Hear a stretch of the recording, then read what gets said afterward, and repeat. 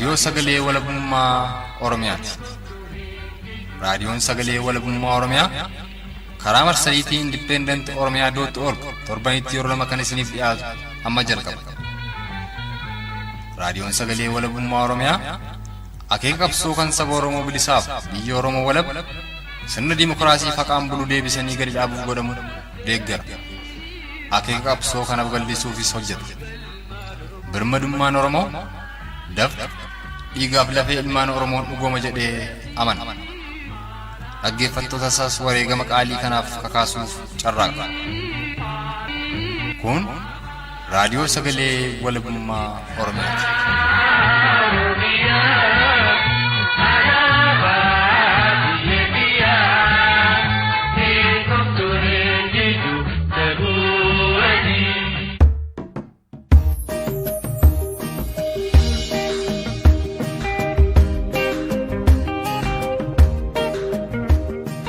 Ummata dachee Oromiyaa bal'oo keessaa ilmaan Booranaa fi Baarentuu saba Oromoo uumee walaabuu nagaan Oromummaa isiniif haa ta'u.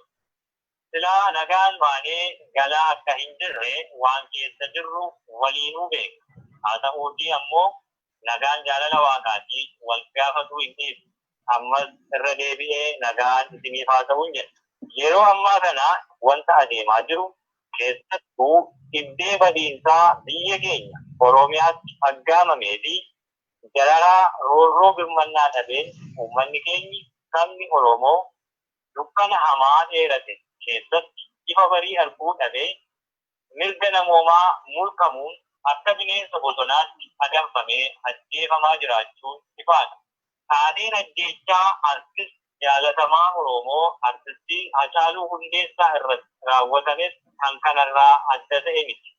Har'aa mulqamuu mirga namoomaa nama ta'anii jiraachuu hanqifamuu akka dhala namaatti mudate xiqqeeffamuu sabummaa eenyummaa keenya irratti xiyyeeffatee fi tuffatamuu Oromummaa Oromoo taanee uumamuu hanga abaaruutti nu geessise akka biyyaatti ilmaan Oromoo marti jireenya guyyuu godhannee kan keessa jiru ta'uun waa wal nama gaafachiisus miti.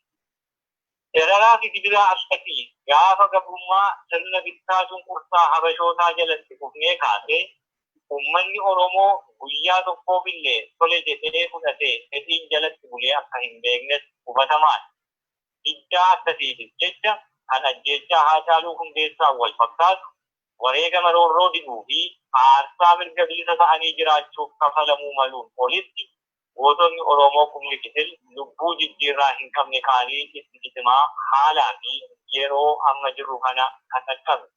Gaaffiin har'a jirus sabni Oromoo qaanii gabrummaa addunyaa kanarratti hiriyyaa hin qabne jala jiru keessaa of baasuuf gatii malu kaffallee osoo hin taane gatii ulfaataa sabni cunqurfamaan kamuu kafaluun irraa malu kamuu olitti kafalee akkamiin bilisummaa tarree mirgoota biyyoonni addunyaa kanaa qabaatuu malan argatuu miti mirguma namoomaa namaan wal qixa ta'ee jiraatuyyuu gonfatuu dadhabee kan jedhutu gaaffiidha.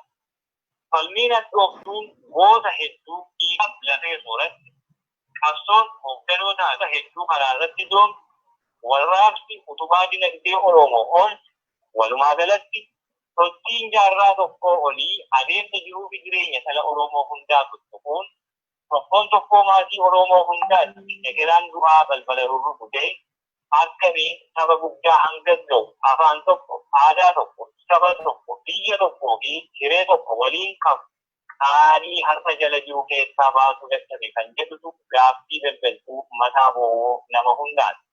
Dhiigni gootota keenyaa qeenfamee dachee bal'oo Oromiyaa keessa ciisu galaana ta'ee lafeen qeerroo fi qarree Oromoo kumaatamaan baddaa fi gammoojjii hanga magaalaa fi baadiyyaa Oromiyaa keessaatti akka baalaa harca'e riqicha ta'ee akkasumas qabeenyi dachee isaatii Oromiyaa bonaa ganna magariisaa wabii nuuf ta'ee dukkana gabrummaa keessaa nu bitee gararra gabilisummaatti maanu tarkaanfachiisuu didee hibboo waltataa haqa ammaa deebii qajeelaa hin arganneedha.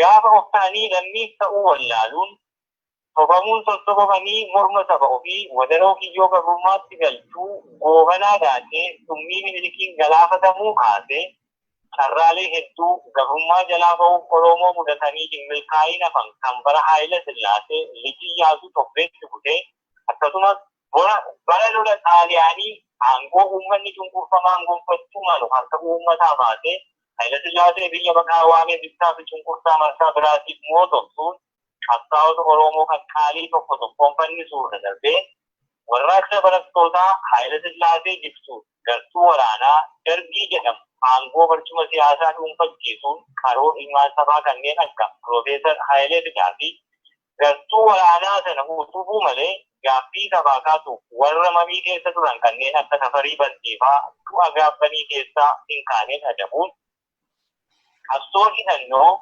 haadholii goota meeqaa booddee Dargii fincilaachisee imimmaan haadholii Eertiraa fi Tigraay yoo qoru Nadhii Gammadaafaa fi qabsaa'ota hedduu biroo alanfatee haadholii Oromoo boohitti addaan hin cite biraan saaxilamuu hanga warraaqsa abidda saafaa golee Oromiyaa hundaatti qabachuun mootummaa EPRDF gartuu TPLF'n durbamaa ture gurgudeessee harcaatuu harka TPLF'n tolfamte haraamuu fi kosii saba keessaa baate saba nyaachisaa turte aangessuun warra ergastummaa jalaa baasuun gooftummaatti ishee ajjeesuu fi garii ammoo walitti qabuun kutaan tokko keessatti balbalatti cufanii ugguruun fincee diddaa gabrummaa osoo gabrummaatti dhuunfaa hin godhiin ola'ee fi warraaqsa durii bilisummaa dorrobe osoo ija hawwame hin godhatiin gatate hiree Oromoo banamanii hin guduunfamiin hafan hedduu keessaa hanga tokko yoo ta'an ammas hanqee warraaqsa diddaa biraa marsaa biraatii fi golee Oromiyaa hunda keessatti deebi'ee balbaluu itti fufee jira. Taateewwan hiree Oromoof dhufanii Oromoo dhimma itti bahuu dadhabuunii gaaffiirraa gaaffiitti cehaa bara dhufaa darbaa qabsoo wareegama ulfaataa isa baasu tokkorraa kan biraatti tarkaanfataa achii as dhufe kan darban dhiifnee kan gannoota as dhiyoo qofaallee yoo ilaalle gadamuu fi gowwoomfamuun akkaan fokkataa ta'e saba kana mudate gariin kan nama aarsu gariin kan nama gaaffisiisu gariin ammoo kan nama qaanessu. Haala akkanaa kanaanis namni hedduun wal komachuu, wal himachuu fi quba walitti qabuun yoo yeroo ofii gubu hedduun abdii kutee qabsoo Oromoo fi Oromummaa isaa abaaruu irratti umurii ofii fixaa hedduun isaa ammoo burjaajii siyaasaa uumameen gara gol wallaalee humnuma gabroonfataa fi dugda saaleetaa eebbisuun harree abbaa dhabde hundi bakkee keessaa qabee fe'atu ta'eera. Kun gochaa hammeenya fashaluu warraaqsa hundee mootummaa sirna bittaa Impaayera Itoophiyaa keessa ture raasuun osoo hundee hin jibbiin karaa hin taaneen guduunfame booda waggoota lamaan darbatti Oromoo mudate seenaa kufaatii saba kanaa keessaa isa akka malee gadhee fi hataadha. Kanaanis wal qabatee uleen harka TPLF'n cimcimamtee Oromoo dhaanuuf ergamtummaan tolfamte Opiidiyoon kaleessaa har'a hafuura ekeraan akkanyootaa kan taasisee fi dirqama ganamaa Oromoo cabsuu itti kennan abbummaan xumuruuf halkanii guyyaa dalagaa jirti. Sareen harkumaan guddisan deebisee nama siniintii Oromoon mammaa keessatti isa kana ta'ee argame. Qabsoon ilmaan Oromoo kan qaaliin hedduun itti addaan kan haati reeffa ilma irra teessifamtee fi ulfi osoo siniinsuurra jirtu sirbaa sana taasaatisaas kan harkii fi miilli itti citee fi qabsoon daa'imni gidduun harka qullaa qalama baattee mana barnootaa dhaqxee osoo mana hin deebi'inii sinaay baraan buqqee mataa gargar baqatamtes warruma yakka kana dalagan abbaa qabsoo godhee badhaasuu goolaban. Oromoo inni qabsoo irra tures, inni jireenya ofiitti tures, inni fayyaalessi kumaatamaan sagalee waa murteessuu hin qabnes hunduu gaaffii bara hedduu gaafataa ture xumura itti godhee guduunfachuudhaa mannaa gaaffii ofii gulguu foon isaa soorataa ture tokko lamaan lakkaa'ee akka deebisuu fi imaanaa itti laattatee mana ofiitti dachiree tatatee jira. Oromoon boonna awwaalataa gadi fageessee ofumaan ofiif qote. Ilmaan isaa iccitii dhoksaa fi shira walxaxaa kanaa arguun butamuu warraaqsichaa hubatuun daandii kana sirrii akeekametti akka deebi'uuf tattaaffii godhanii fi cichoominaan dura dhaabbatanillee diina waliin itti duuli irratti olole amaari osoo iccitii keessoo dhugaa jiruu hin hubatiin guyyaa darbee wal nama taajjibsiisuu jiru jechoota hin dabarreen arrabaa waraanee mateen. Yeroo burjaajii hamtuu akkasii sana keessa kan saba Oromoo irraa waraana bilisummaa Oromoo mudates gochaadhuma akkasii kana ture. Abiyyi Ahmedii fi Lammaa Magarsaa yeroo gazeettii saba Oromoo irra dhaabbatanii habashootatti hudduu gatachuun diinqa Oromoo keessatti siidaa Ikiraam Minilik dhaabanii fi suufii Itoophiyaa durii ishee harkaa fi harma Oromoo murte nu qabsiisuuf lallaban Oromoon baay'een wadaroon har'attiin fannifamuuf jiru akka mormataatti maramaa jiru osoo ofirratti hin argiin warra kana waliin ta'ee dirqama isaanii ganamaa sana galmaan gahuu irratti guyyaa awwaalasaa dhiyeessuu irratti wallaalummaan ofirratti dalagaa turedha. Haa ta'uuti fedhiin dhokataan kolfa Abiyyi Ahmed nugusicha Itoophiyaa torbaffaa sana duubaan ture yeroo isaa eegee yeroo ifa bahaa dhufu namni hedduun ergan galee naaf galee akkuma jedhan gaaffii hubuu fi nyaachuu irratti argama. Namni kun warra fedhii isaa dhokataa beekanii isa dura dhaabbatanii mitii fi warruma oolmaa guddaa isaaf oole bakka amma jiru kanatti isa fiduuf saba jaboo kadhatee qabsoo saba kanaa sharafuun dantaa sabaa caalaa dantaa gara nugusummaa torbaffaa ilmaa Itoophiyaa ta'uu haatisaa ittiin abjuu isaa dhugoomsuuf warra Oromoo riqicha isaaf taasisan agaamee garagalchanii fi garagalchaa turaniifuu nama hiru akka hin taane har'a ifatti mul'atee jira. Kanaaf ammoo ajjechaan artiist Haacaaluu Hundeessaa irratti raawwatee fi hidhaan obbo Baqqalaa Garbaaf obbo Jawaar Mohaammed mudate ragaa guddaadha. Kun gochaa sabboonummaa Oromoo fi biyya Oromiyaa balleessuuf qaroo Oromoo kaayyoo isaa obbolaa kana dura dhaabbatan hundaan dhabamsiisuuf karoorfame. Haacaaluu Hundeessaa artistii karoora ishee wixinee Oromummaa akkaataa itti balleessanii fi galma gahiin isaa akkaataa itti raawwatamuuf wixiname nama hoolaa warajoo qalma aasxaa ta'ee mokkeeffamuun ajjeeffame. Akkaatuma saganteeffamee fi itti qophaa'ameen ajjechaa isaatti aansuunis miidiyaalee harkaa qabanii fi carraa argame hundaas dhimma bahuun boogichi imimmaannaachaa Haacaaluuf gaddama fakkeeffame lallabame.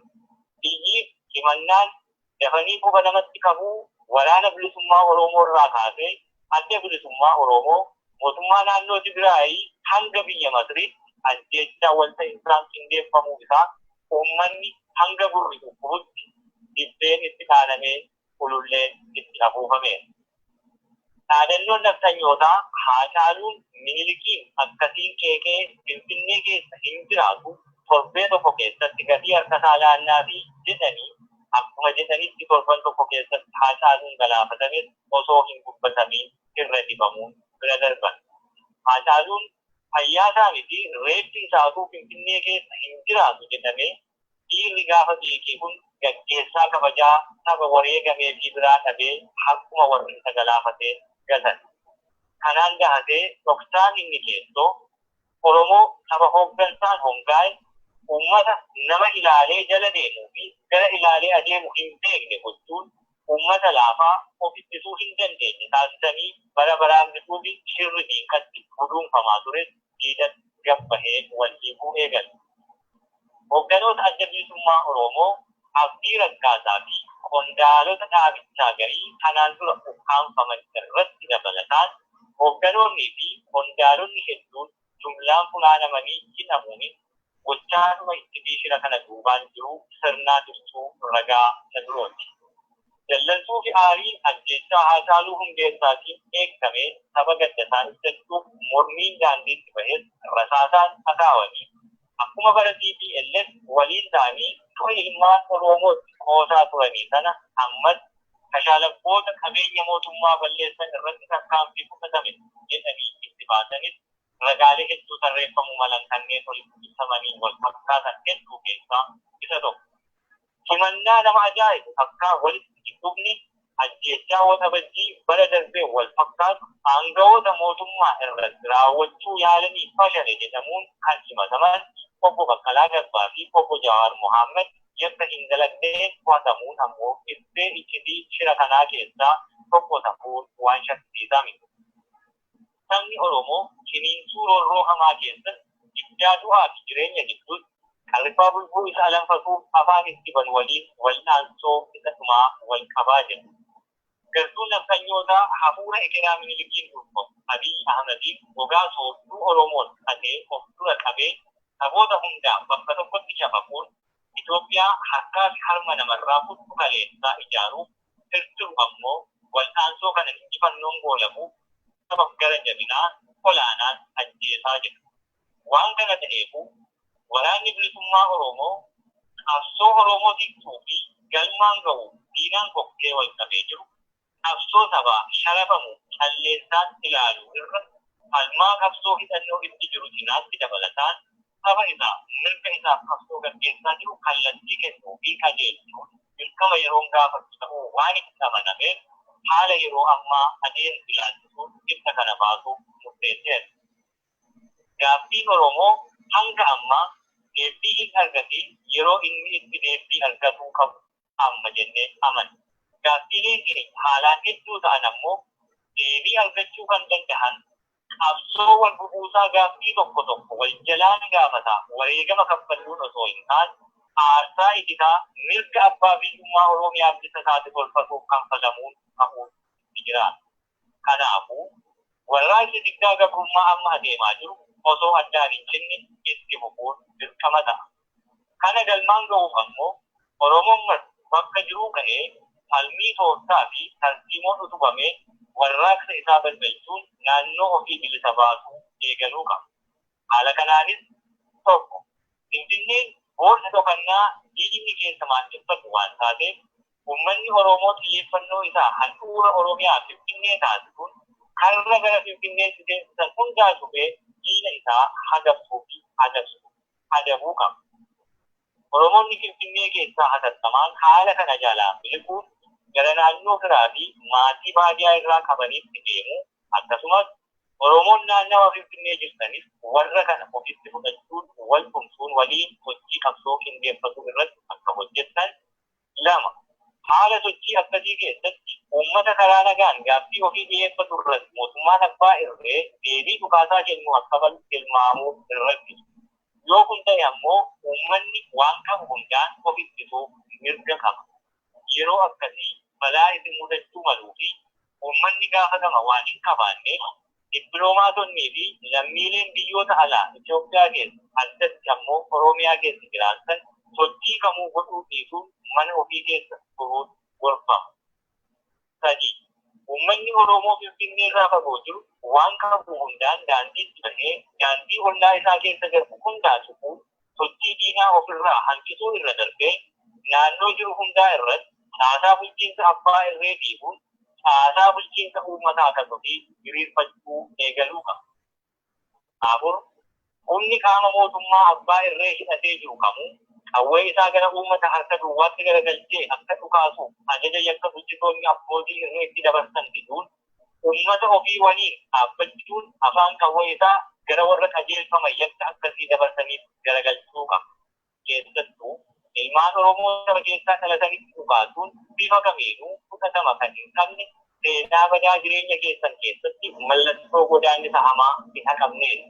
Waan ta'eef uummata keessan cinaa dhaabbachuu yookaan meeshaa keessan uummata keessan dhuunfachiisuun seenaa boonsaa dirqama Oromummaan sinirraa feetu dalaguu qabdan. 5. Uummanni Oromoo biyya alaa jiraatan gumaatti qabsoo EPRDF TPLF'n dhuunfamu biifuu keessatti kana dura taasiftan guddaa yoo ta'u gartuudhuma EPRDF OPDO aangoo siyaasaa qabsiisuun uummata bilisummaaf wareegame firii wareegama isaa harkaa baasuuf hojjaajiin isin uumtanis bu'aa buuftanii olitti kasaaraa guddaa saba mudatu yoo jedhamee kan wal nama falmisiisume. Ammas akkuma yeroo duraanii waan isiniif danda'ame hundaan qabsoo sabaatti deebisanii jiru. Kun Oromoo biyya keessaaf gargaarsa guddaa kan darbe hin darbatan ammoo kan darrafaa jabeeffatan. Kanaaf iddaan amma itti jirtan cimee itti fufuu qaba. 6.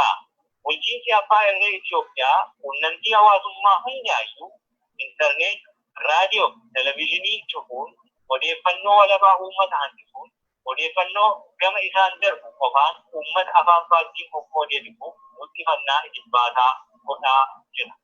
Kana irra aanuun uummanni keenya odeeffannoo barbaachisu akka argatu gochuuf Oromoon biyya alaa jirtanii fi Oromoonni biyya keessaa dandeettii fi mala waa kalaquu qabdan hundaan dhimma bahuu gahee guddaa qabdan jennee amanna. Makaanizmii adda addaa uumuun quunnamtii itti fufiinsa qabuu fi odeeffannoo hawaasa biraan gahuu akkasumas maddeen odeeffannoo kana dura jiran akka hin cufamne waan dandeessan hundaan dura dhaabbachuu utubuu qabdan. Oduun sobaa isimmoo adee madda odeeffannoo dhugaa uummataa ugguruu hin qabu. Uummanni Oromoo keessaa fi alaa wal tumsuun Center of Command tokko bu'uureessuun ajaja kallattii tokkoon darbuun akka taasifamu qoree qindeessaa fi qajeelchaa warraaqsa galaana uummataa gaggeessuun hordoffii guyyaa guyyaa qaama to'atuu fi qajeelchu dirqama qabu tolchuu akkaataa itti fincilli biyya keessaaf alaa walii qindaa'ee adeemu irratti qajeelfama waan ta'e dabarsuu gartuu danda'us utubuu qabdan. 8 walumaa gala hanga bilisummaan Oromoo mirkanaa'utti haalli kamuu qabsoo irraa nu dhaabu jiraatuu hin qabu. Our demand is nothing less than independence, no compromise, no retreat, no surrender. Ifannoon uummata Oromoo bilisummaan saba cunqurfamaa hundaaf